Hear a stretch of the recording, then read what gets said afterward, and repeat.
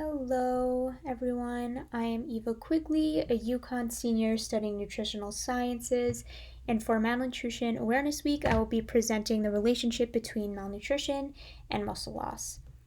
Today's presentation will be covering a number of different topics. First, I'll begin with an overview of skeletal muscle and muscle mass, then followed by the consequences of malnutrition on muscle mass, some diagnostic criteria, challenges, and prevention for those that are susceptible to severe muscle loss combined with malnutrition. Skeletal muscle is an important body component for maintaining good health, and it makes up 40% of our body weight, which is a significant percentage. Our skeletal muscle is a critical component when it comes to our physical strength, immune system, healing of wounds, as well as movement and balance. Muscle also hosts the majority of our body's protein, which is important considering it is a critical component for building muscle mass. This is something that I'll go into a bit more detail later. Something that is important to keep in mind about skeletal muscle is that two individuals that are the same weight may have completely different amounts of muscle mass. The reasons why we may have differing muscle mass values, even though we weigh the same, can vary, but one might lose muscle mass due to old age, prolonged illness, or injury. When on bed rest or being hospitalized for a prolonged period of time, this can result in a loss of muscle mass very quickly, even if weight remains fairly the same. Other diseases and conditions that can result in low muscle mass include cancer, diabetes, HIV, AIDS, and lung disease, although these aren't all of them, but just a few. Loss of muscle mass has a number of different negative side effects if not taken care of early on, and because skeletal muscle and muscle mass are both so important, the side effects of muscle mass loss can be life-threatening. Side effects include impaired physical function, challenges with motility, poor quality of life, complications during surgery, longer hospital stays, and shorter survival time. For those that already have pre-existing health conditions, there's an even shorter survival time. Good muscle mass can be supported in a variety of ways. The easiest way we can all support good muscle mass early on includes exercising, eating adequate amounts of protein, and treating diseases such as those that I mentioned previously. Treatment will vary with each disease, but if detected early on, loss of muscle mass can be prevented or slowed down. Other materials for building muscle mass in addition to protein include creatine and fish oils, which are often taken as supplements, although this isn't always necessary. There are a variety of different sources of protein that can be obtained from the diet. One common misunderstanding people believe is that the majority of protein can only be obtained in sufficient amounts from animal sources, such as chicken or steak. But if one is on a plant-based diet, there are still plenty of sources of protein besides those that have been eliminated.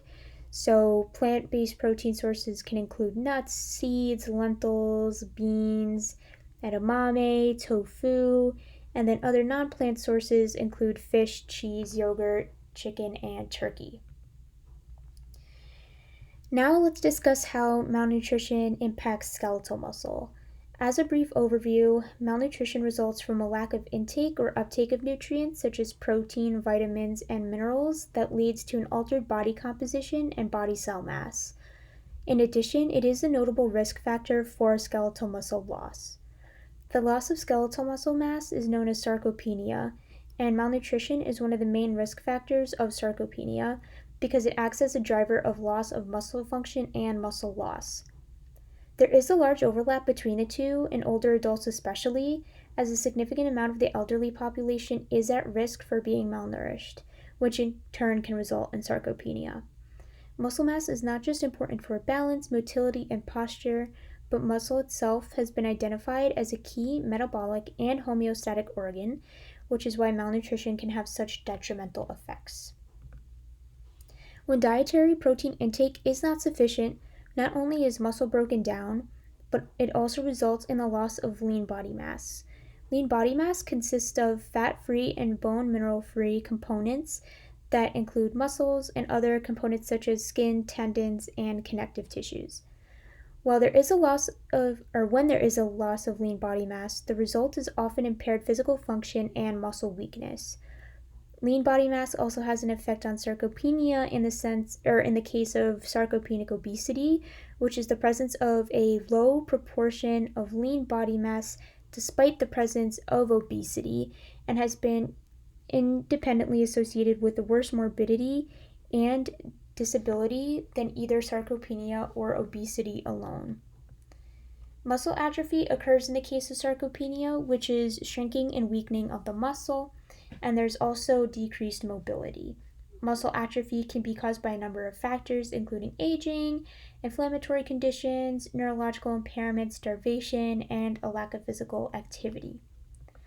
Pictured here is a diagram examining the relationship between malnutrition and loss of skeletal muscle mass and function.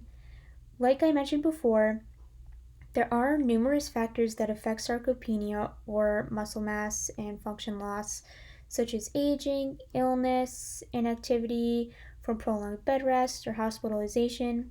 In turn, sarcopenia can result in anabolic resistance, insulin resistance, and reduced blood flow. Each of these can also be independently affected by factors such as metabolic disorders, mortality, illness, infection, but when combined with sarcopenia, the outcomes can be even worse. There are a variety of different ways that malnutrition can be monitored. Both the Aspen and Academy of Nutrition and Dietetics criteria include an evaluation of muscle and fat in their diagnostic criteria. One of the assessments used is called the Subjective Global Assessment, and it is considered by many to be the gold standard for nutrition assessment.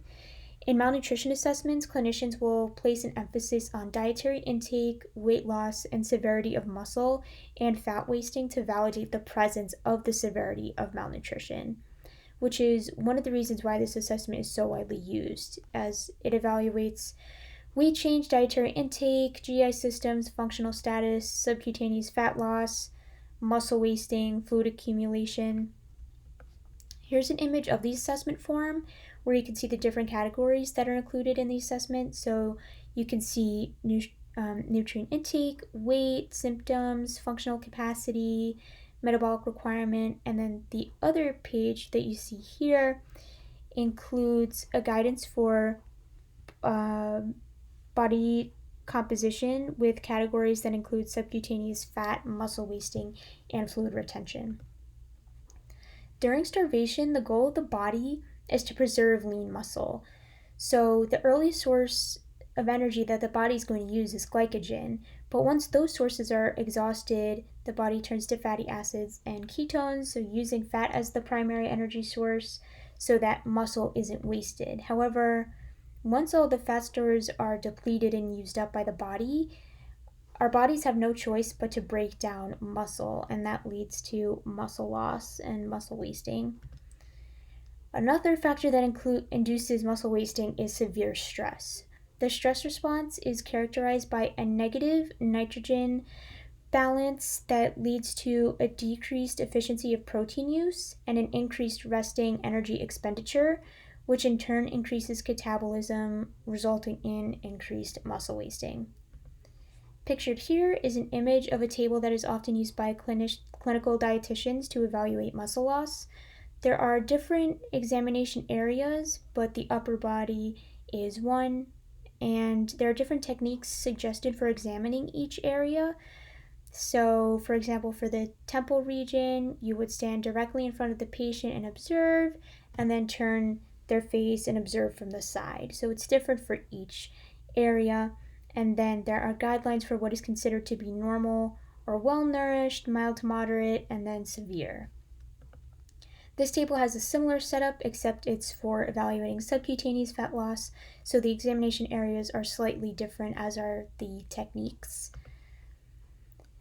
When identifying loss of fat and muscle, the upper body is most often used, and this is because it is the most accessible, it's the easiest to evaluate, and it's the least affected by edema, and it's a good reflection of overall muscle mass. Despite the fact that aging and malnutrition are often intertwined, aging does not always result in malnutrition. It can be both prevented and treated. One should create good habits from a young age so that this can be avoided later on in life. And there are many ways to do this. Prevention can start with good nutrition and other lifestyle factors such as being consistently physically active, although there should definitely be a good balance between both. When it comes to good nutrition habits, ensure that you're maintaining adequate levels of vitamin D and protein. And if supplementation becomes a necessity, that's okay. It's a measure that should be taken if vitamin D and protein are not being consumed in adequate amounts. Thank you all so much for listening. I hope you learned something valuable that you can take and apply to your own life or share with others that you think might benefit from this information. If you're interested in reading into some of the sources that I used for this presentation, you can take a look at these sources here. Thank you.